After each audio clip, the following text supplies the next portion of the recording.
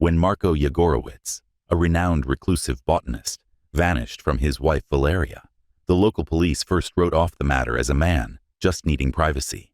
After all, Marko had been extensively engaged in his study on rare medicinal plants, sometimes spending days lost in the deep forests. The circumstances darkened, though, when a search party came upon his abandoned car on a remote dirt road. The discovery set off an official probe headed by seasoned investigator Detective Luis Carvalho, known for cracking the most difficult cases. Known for his exacting standards, Carvalho frequently worked alone and favored to retain his own counsel over depending on the advice of others. Carvalho saw something right away as he stood by the car. The driver's seat had been pushed far back, an odd posture for Marko, who was of average height, and there were no signs of a struggle or footprints pointing away from the car. This detail implied that the car had been driven to this spot by another person. Friends, sorry to interrupt, but please help me reach 2,000 subscribers by the end of the summer. Let's keep going. The first discovery came when Carvalho decided to look at the soil and plants around the car, using forensic botany, a specialist discipline hardly used in criminal investigations. After samples were taken, a thorough investigation turned up something startling. Rare, genetically modified plant fibers were clinging to the undercarriage of the car. These threads led to a remote greenhouse on the edge of a sizable estate run by none other than rich philanthropist and old family friend Victor de Cruz, who owned nothing else except few others knew about the greenhouse, a personal endeavor of Victor's where he experimented with hybrid plants, a passion that had drawn both respect and mistrust from his colleagues. Carvalho met Victor, an early 40s man with a quiet confidence, when he arrived at the de Cruz estate. Victor was more than ready to help with the inquiry, giving alibis and letting the cops search his house. Carvalho couldn't get rid of the sense, though, that Victor was hiding something. Though there was an underlying tension in the air, something Carvalho couldn't quite identify. The greenhouse, a large construction full of exotic plants and sophisticated hydroponic systems, seemed like an oasis of life. The search ran against a wall as the days went by. The forensic staff searched the greenhouse, but discovered nothing connecting Victor specifically to Marko's disappearance. Still, Carvalho was sure the estate held the key to solving the riddle. His gut feeling was right when, after days of nonstop searching, they found a secret chamber under one of the big plant beds. Inside, they discovered something that would change the case from a missing person to a grisly murder: Marko's partially decomposing body wrapped in plastic. The report of the medical examiner was appalling. Before his body went into the greenhouse, Marko had been dead for at least a week. Blunt force trauma to the rear of the head caused death. Asphyxia came second. He had been deliberately and methodically suffocated with plastic wrap. Further investigation turned up traces of a rare plant extract in his system, one that might momentarily paralyze someone consumed, an extract only found in the plants kept in Victor's greenhouse. Victor was hauled in for interrogation as the evidence grew. Though at first cooperative, he soon lawyered up and refused to answer any more questions without legal counsel. His actions only heightened Carvalho's misgivings, but without a clear reason, the case stayed frustratingly vague. Why would Victor, a man living apparently perfect life and devoid of known enemies, turn to such violence? A fresh piece of evidence, a set of emails exchanged between Marko and an unidentified recipient taken from his encrypted hard drive, turned the inquiry off course. These emails suggested a relationship, one that was obviously more than merely professional. When Carvalho realized Marko had been engaged in something far more perilous than anyone had thought, his heart dropped. The emails exposed the presence of a young man close to Marko's family who had gotten caught in a covert affair, an affair that now seemed to be central in this horrific murder. Carvalho dug further into the emails and found that the young man in issue was none other than Stefan Ramirez, Marko's son, Alexei's 18-year-old best friend. This disclosure set off quite strong shocks. Almost like a second son to Marko and Valeria, Stefan had visited the Yegorowicz house on a regular basis. These emails, however, presented a different picture, one of secret meetings, buried ambitions, and an affair gone out of hand. Carvalho now saw a suspect, but the web of lies was only starting to come apart. The investigator knew that the truth was buried deep within the secrets of both Victor and Stefan, And as he got ready to face them, he could feel the actual horror of this case still to be unearthed. Sitting in his poorly lit office, Detective Carvalho stared at the evidence spread out before him, while the soft hum of the air conditioner filled the only sound. Between Marco and Stefan, the emails were loaded with emotional intensity, coded language, and references to covert meetings in locations that, up until now, had seemed benign. They were more than just casual exchanges. Carvalho understood that these emails were the secret to knowing why an apparently innocent affair had turned into murder. But there was something more sinister hiding under the surface. He started by assembly of a chronology. About 6 months ago, Stefan turned 18, and the affair had probably started soon after. Initially, their relationship seemed driven by mutual respect and a common love of rare plants, a passion Marco had developed in Stefan, who had shown an unexpected aptitude for botany. But the tone darkened as the emails went on. More than just an affair, Carvalho felt. This was blackmail, and someone else was pulling the strings. There were hints of threats, times when Marco expressed fear for his life, and cryptic references to the man who knows. Carvalho followed with questioning Stefan, claiming he was too sad over Marco's death to talk. The young man had been avoiding the police. Carvalho understood, though, that this was a delaying strategy. The lad was afraid, and fear could drive people toward illogical behavior. Stefan was a shadow of his former self when Carvalho at last brought him into the interrogation room, eyes hollow, hands shaking, his usually confident manner replaced by anxious agitation. Carvalho started Stefan, his voice steady but firm. "We know about the emails. We know you worked with Marko Yegorovich. We have to know why it turned out in his murder." Stefan's breath hastened and his eyes grew wide. "I didn't kill him," he said, just audible. "I loved him. Then help me understand," Carvalho urged. "Who did it if you did not kill him? And also why?" Stefan started to cry, and for a moment, Carvalho thought he might break. Stefan shook his head, though, his anxiety giving way to rage. He spat. "Not supposed to be like this. That was meant to be our secret. Nobody else was meant to know, but someone did," Carvalho said, pressing. "Stefan, who was it? Who knew about your arrangement with Marco?" Stefan hesitated, his eyes falling to the floor. "At last, Victor," he murmured. He realized.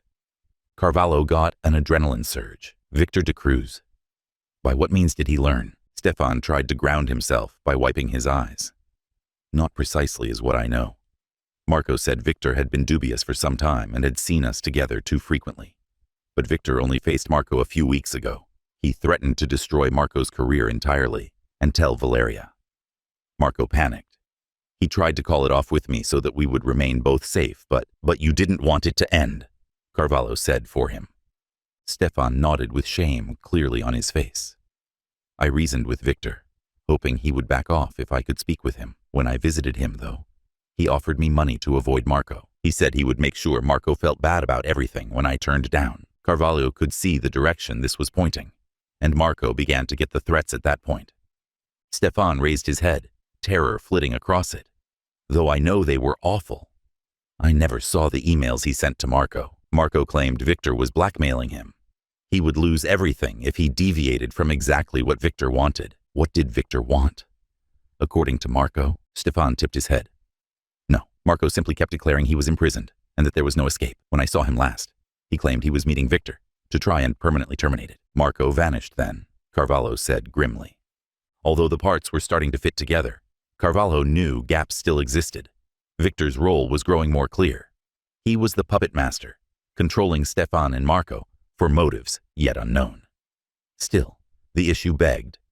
Why had Victor gone so far as to kill? The response arrived shockingly later that evening. Valeria Yegorowicz, Marco's widow, called Carvalho. She had been conspicuously absent from the inquiry up until now. She said she had found something that might help to explain Victor's growing ruthlessness. Carvalho raced to the Yegorowicz house, where Valeria guided him to Marco's study. The room was exactly as Marco had left it, a mess of books, notes, and research papers. Valeria gave Carvalho a worn leather journal, one Marco had kept stashed among his most intimate items. "This morning, Valeria said, her voice quivering. I had no idea Marco was hiding this from me. Carvalho started reading from the journal, opening it. What he discovered made one shiver down his back. The diary tracked Marco's mounting anxiety of Victor, noting interactions that presented Victor as a man driven by control. The most terrifying entries, though, concerned a discovery Marco had made, one that, should it come to light, would wipe out Victor's whole empire. Marco had found proof of criminal activity connected to Victor's charitable endeavors, actions more than just unethical. They were illegal.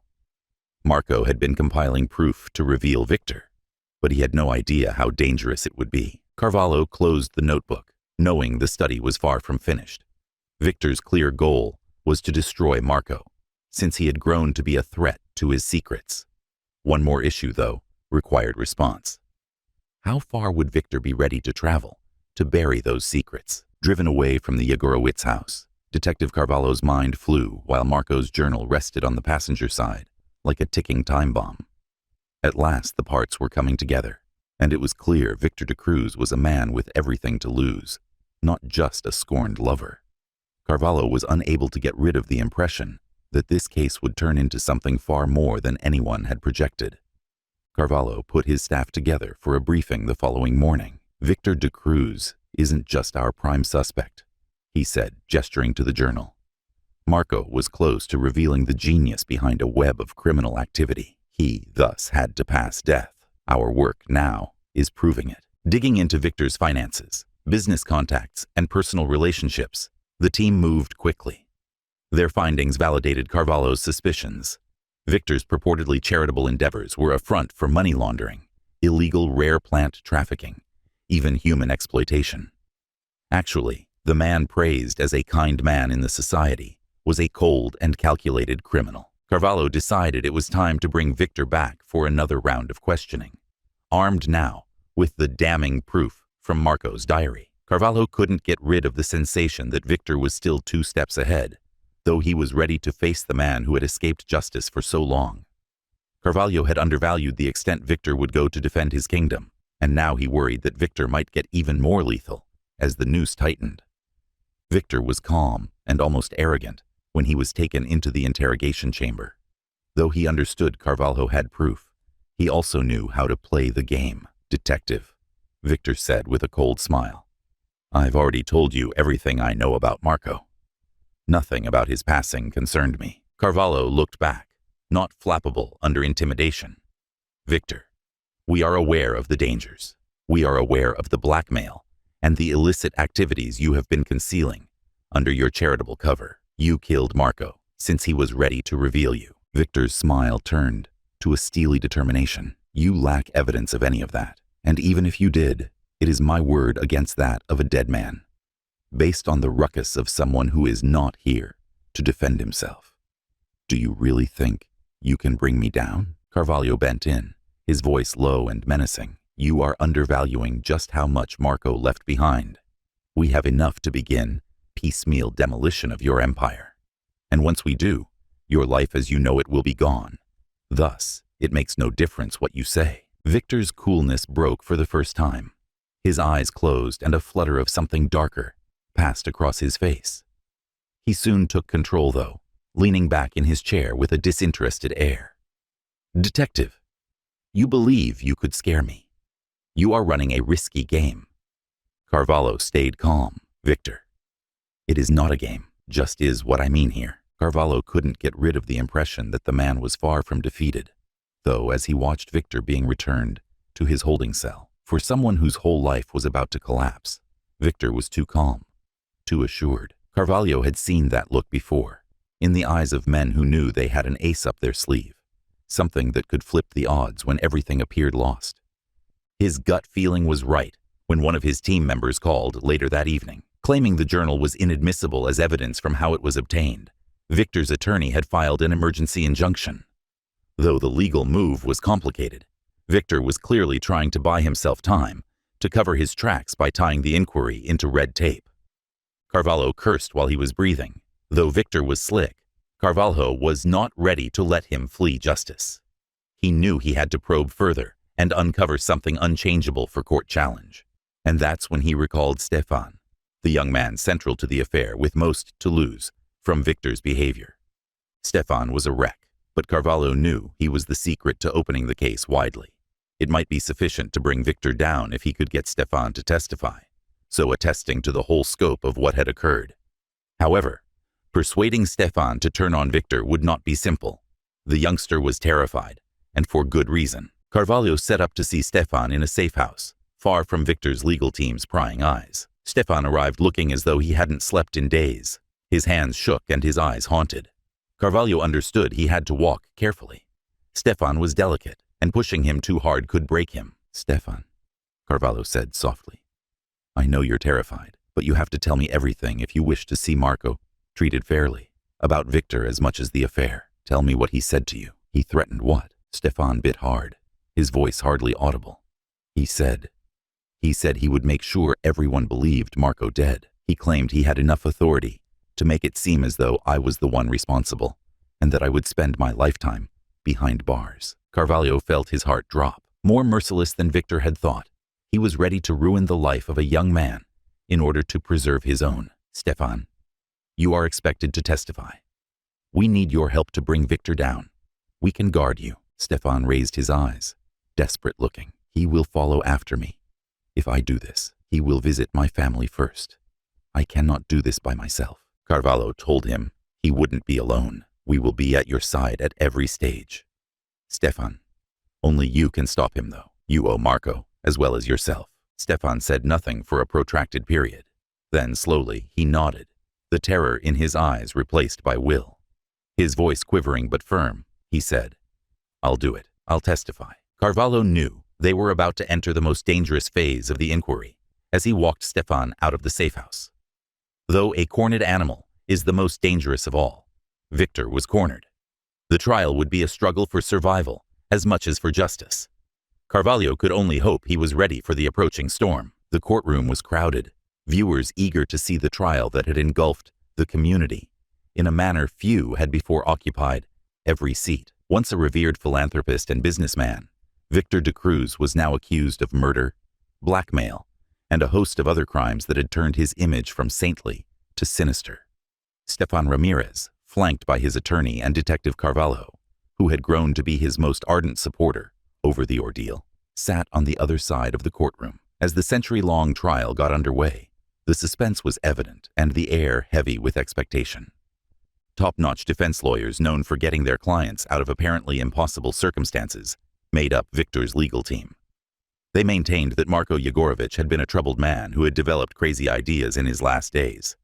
Hence, the proof against Victor was circumstantial. Stefan was painted as a confused, impressionable young man under police control who was coerced into testifying against an innocent benefactor. The defense was polished and knew how to appeal to the jury's feelings. But under the direction of a seasoned district attorney, the prosecution was relentless. From the first revelation of Marco's affair with Stefan to the progressively menacing emails, and lastly, to the cold-blooded murder that had rocked the town, they painstakingly detailed Victor's crimes. Though the defense tried to discredit it, Marco's notebook was central to their case. The prosecution said it was a window into the mind of a man who had been methodically hunted by a predator under the pretense of a friend, driven to the brink by fear and desperation. Stefan standing up marked the moment of truth. Not only was his testimony the most direct link to Victor's motivations, but it also was the testimony of a victim. A young man caught in a web of lies and dishonesty under the influence of a man he had once admired. Stefan's voice trembled as he related the events that preceded Marco's death. The threats, the anxiety, the instant everything went tragically wrong. Stefan said, his voice cracking, "Victor told me that if I didn't stay away from Marco, he would destroy us both. He claimed he could make it seem as though I killed him, and that nobody would believe me. I was afraid. I ran not knowing what to do. Though I couldn't, I wanted to shield Marco." Stefan's words carried great weight from what he had gone through. Thus, the courtroom remained silent. From his seat, Carvalho observed. His heart ached for the young man having gone through so much. Though he had worried Stefan would buckle under the strain, he had discovered a strength that shocked even him. Victor's defense's cross-examination was savage. They sought to discredit Stefan, challenging his mental state, his motives, even his relationship with Marco.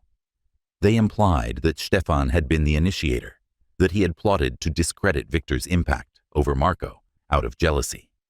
Stefan, however, persisted, his testimony unflinching in face of the barrage of questions meant to trip him. It was obvious that the tide was running against Victor when the prosecution rested their case. Still, the defense hadn't started yet. Calling Victor to the stand, he presented himself as a victim of a smear campaign. A man whose sole offense had been trying to assist a troubled young man who had misread his intentions. Victor performed brilliantly, his voice steady and measured as he related his version of events. Benevolent on the surface, though, there was a coldness, a calculation impossible to overlook. The trial's climax came when the prosecution turned up a surprise bit of evidence: audio recordings taken from Marco's study. As it happened, Marco had been sufficiently paranoid to document his chats. One of those recordings caught his last confrontation with Victor. As the recording ran, the courtroom listened in stunned silence. Clearly hostile and full of menace, Victor threatened Marco, threatening to ruin him should he refuse compliance. The jury heard Marco's cries of desperation, his fear evident even in the crackling audio. "Do you actually believe you could stop me?" Victor's voice carried across the courtroom. "You are nothing, Marco. All the cards are with me. I will make sure you lose everything, and that boy of yours will accompany you if you do not follow my advice." The prosecution had required a smoking gun. The defense sought to contend that the tape was taken out of context and that it proved nothing except a hot debate. Nevertheless, the damage was done. The jury now heard enough.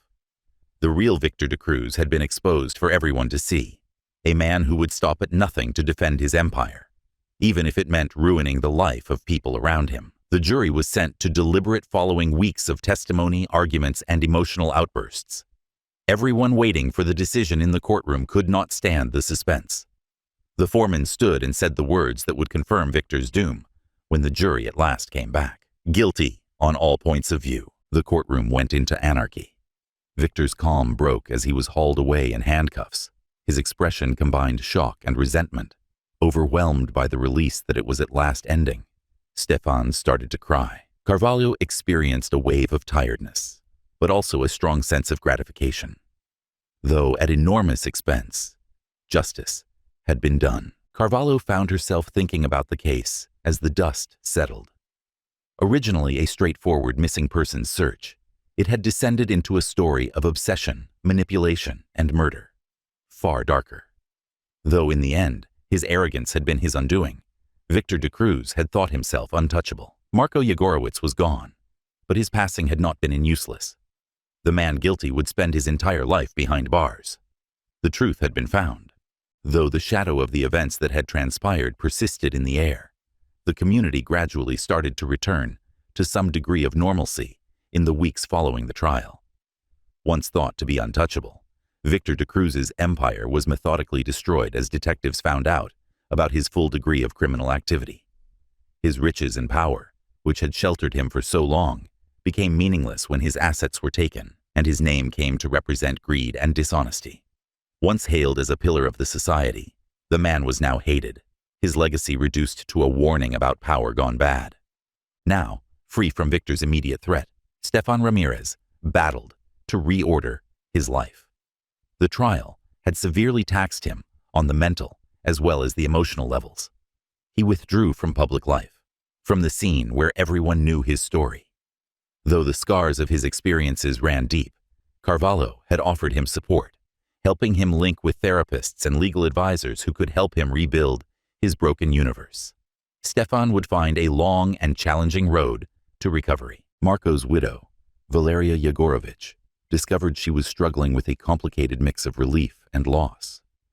Though the truth about her husband's affair had been terrible, the disclosure of the danger he had been in and the final cost he had paid compounded it. She battled the terrible reality she had been living in a web of lies, ignorant of the double life Marco had led as she grieved the death of her husband. Still, knowing that justice had been done and that Victor de Cruz would never damage another soul, gave some solace, even with the resentment. Having led the inquiry, Detective Carvalho was considering the case that had taken up so many months of his life. Though he had dealt with dark and twisted crimes before, Something about this one stayed with him and kept him awake at night. Maybe that was the way things had turned out, with its surprising turns and disclosures of buried secrets. Maybe it was the terrible awareness of how readily life could be controlled and distorted by the whims of a man who thought himself untouchable. One evening, Carvalho pulled out Marco's diary once more, while seated by himself in his office. He had kept it as a reminder rather than as evidence. Turning the pages, he went back over the entries where Marco had shown his anxiety and desperation, the developing sense of dread that would finally overwhelm him. It was a sobering reminder of how near Marco had come to be revealing the truth, and how that truth had brought about his early death. Carvalho developed great sympathy for the man, a brilliant thinker, caught in something far beyond his reach, who had paid the ultimate cost for trying to do the right thing. Carvalho closed the notebook and gazed out the window at the blackening heavens. Though he knew there would be other cases and other crimes demanding his attention, this one would remain with him. It served as a sobering reminder of the fleeting nature of life and the thin lines separating those who aimed to exploit and destroy from those seeking justice. Whipped in the homes of those who had followed the case and in the hallways of law enforcement, the narrative of Victor de Cruz and Marco Yegorowicz evolved into a legendary sort in the years that followed. It was a tale of love turned obsession, of power corrupting absolutely, of justice prevailing, though at great cost. For those engaged, the echoes of that time would never completely fade, a continual reminder of the darkness that can lie latent beneath even the most apparently ideal lives. Though he never totally escaped the shadow of his past, Stefan finally discovered a way forward, dedicating his life to helping others who had been victims of abuse and manipulation. He changed his name and started over somewhere nobody knew his story, though the memories of Marco and the ordeal he had gone through would always be with him. His work helped him some degree of peace. Valeria concentrated on reconstructing her life, comforted in her work and in the friends who had supported her through the ordeal. Though she kept one of Marco's rare hybrid he had as a memento of the man she had loved. Flaws and all, she chose not to dwell on past. A living monument to Marco's legacy, the plant flourished in her care. Detective Carvalho carried on, always measuring all others against the case of Victor de Cruz. Though to him the matter was more than just another solved mystery, he became known as the investigator who had brought down one of the most influential men in the society.